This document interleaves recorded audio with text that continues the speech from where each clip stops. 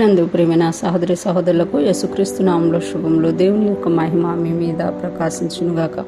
ఈరోజు దేవుడు మనకి ఇచ్చిన మాట ఆదికాండము 4వ అధ్యాయము 10వ వచనం. అప్పుడు ఆయన, నీవు చేసిన పని ఏమిటి? నీ తమ్ముని రక్తం యొక్క స్వరము నేలలో నుండి నాకు మొర్రపెట్టుచున్నది. ఈ మాటలు మనం ఆదికాండంలో చూస్తున్నాము.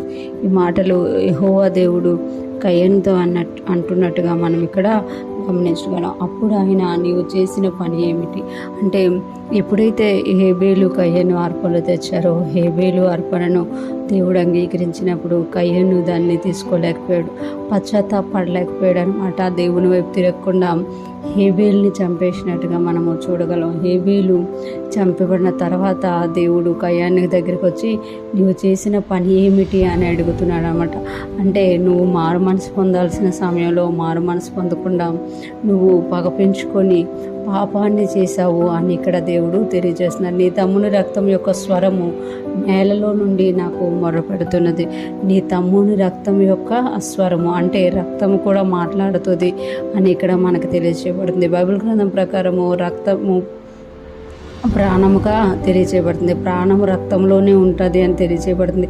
అందుకే ఎక్కడైతే రక్తం చెందింపబడుతుందో అక్కడ శాపము, ఆ భూమి శపించబడిదిగా ఉంటుంది. అదే యేసయ్య రక్తంలో కడగబడినట్టయితే అది ఆశీర్వాదంగా మారుతుంది. ఇక్కడ నీ తమ్ముని రక్తం యొక్క స్వరము నేలలో నుండి నాకు మొరపెట్టుచుంది అంటే, నువ్వు ఈ నేల మీద నీ తమ్ముడిని ఒక రక్తాన్ని చిందించావు కనుక ఈ నేలలో నుండి నీ తమ్ముని యొక్క రక్తం యొక్క స్వరము నాకు వినబడుతుంది అని తెలియజేస్తున్నమాట. నాకు మొర్ర పెడుతుంది అంటే ఆ ప్రాణము, ఆ చనిపోయిన తర్వాత కూడా ఆ రక్తములో ఉన్న ప్రాణము దేవునికి మొరపెడుతున్నట్టుగా మనం ఇక్కడ చూడగలం. ప్రకటన గ్రంథంలో కూడా మనం చూస్తాం కదా, సాక్షుల యొక్క రక్తం అట బలిపీఠం క్రింద యోహాను గారికి కనబడదంట.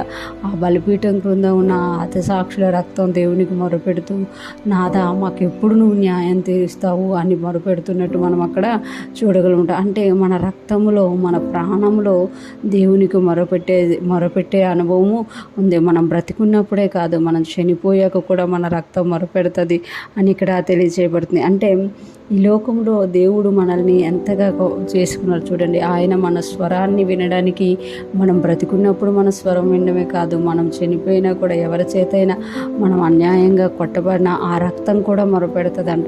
అందుకే హతసాక్షుల రక్తం బలిపీఠం క్రింద నుండి మొరపెడుతుంది. ఈరోజు ఫ్రెష్ మనం ఉంటున్న ప్రతి ఒక్కరూ జ్ఞాపకం చేసుకోవాలి. నీకు విరోధంగా ఎవరెవరు లేస్తున్నారు, నీకు విరోధంగా ఎవరెవరు ఏం చేస్తున్నారు అనేది దేవునికి తెలుసు అనమాట. దేవుడు ఊరుకునే దేవుడు కాదు, ఆయన ఖచ్చితంగా వారికి న్యాయం తీర్చే దేవుడుగా ఉన్నారనమాట. ఇక్కడ మనం చూస్తే హేబేలు రక్తమును బట్టి కయ్యని శపింపబడినట్టుగా మనం చూడగలం. కయ్యని మీదకి తీర్పును దేవుడు తీసుకొచ్చినట్టుగా మనం చూడగలం. ఈరోజు మన జీవితాల్లో కూడా మనకు విరోధంగా దుష్టుడు చేసిన, మనుషులు చేసిన, ఎవరు మనకు విరోధంగా ఏం చేస్తున్నారో అది మనకంటే ముందు దేవునికే తెలుస్తుందనమాట. మనం ఎప్పుడైతే మొర్ర పెడుతున్నామో మొర్రని ఆలకించిన దేవుడు మనకు జవాబునిచ్చే దేవుడు, రక్తానికే జవాబునిచ్చిన దేవుడు మనం బ్రతికుంటుండగా మనం మొరపెడితే ఆలకించి మనకు జవాబునిచ్చి శత్రువుల చేతిలో నుండి మనల్ని విడిపించి ఆయన ఎదుట మనల్ని నిలవబెట్టే దేవుడుగా మన దేవుడు ఉన్నామట. ఈరోజు ఫ్రెష్ ఉంటున్న ప్రతి ఒక్కరూ జ్ఞాపకం చేసుకోవాలి. హేబేలు చనిపోయిన హేబేలు రక్తంను దేవుడు, రక్తం యొక్క స్వరాన్ని, ఆ మొర్రను విన్న దేవుడు ఈరోజు మనం సజీవులుగా ఉంటుండగా యేసయ్య రక్తాన్ని కలిగి మనం ప్రార్థిస్తుండగా మన ప్రార్థనను, మన మొర్రను, మన స్వరాన్ని విని ఆయన మనకు జవాబునిచ్చే దేవుడుగా ఉన్నారు. అదే కాకుండా మన శత్రువులను నశింపచేసి తన ఎదుట మనల్ని నిలవబెట్టి మనకు స్తుతి వస్త్రాన్ని ధరింపచేయుటకు ఆయన సమర్థుడు. ఇంత సామర్థ్యం గల దేవుణ్ణి మనం కలిగినందుకు దేవునికి స్తోత్రాలు చెల్లిస్తూ ఆయనలో మనం ముందుకు సాగిపోదుము గాక. ఆమేన్.